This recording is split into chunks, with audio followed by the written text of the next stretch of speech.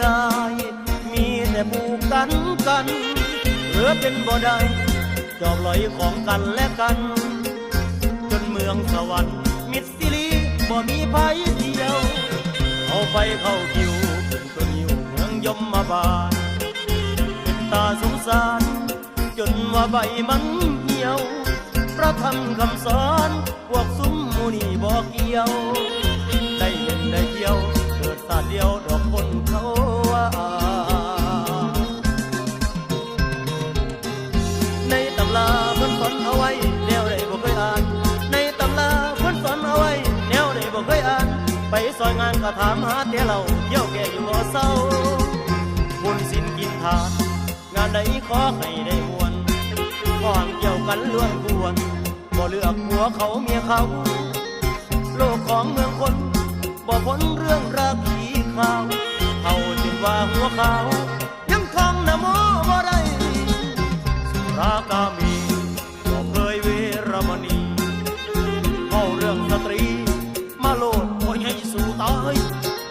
เล่ากับของข่าวยังแม่นแนวเล่าถึงใจเพราะว่าหญิงชายเบิ่งแล้วก็พอกันบนสวรรค์คงวังเวงไปนาบนสวรรค์คงวังเวงไปนาเทวดาขันเขาไปอยู่ใต้พื้นลูกหม้อแผ่นแดงบดน้ำแทงแล้วละนอตัวหิวยังเหลือคิวอีกเป็นแสนเป็นหมื่นซุ่มตายไปก็บ่ทันได้ขึ้นแถบยังเหลือซุ่มกำลังอ่อนกำลัง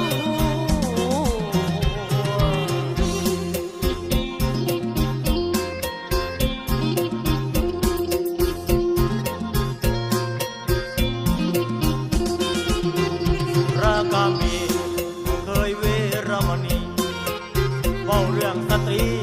มาโลดว่าใหญ่สู่ตายเล่ากับของข่าวยังแม่นแนวเล่าถือใจเพราะว่าหญิงชายเบิ่งแล้วก็พอกันบนสวรรค์คงวังเวงไปนาบนสวรรค์คงวังเวงไปนาเทวดาขันเขาไปอยู่ใต้พื้นลงหม้อแผ่นแดง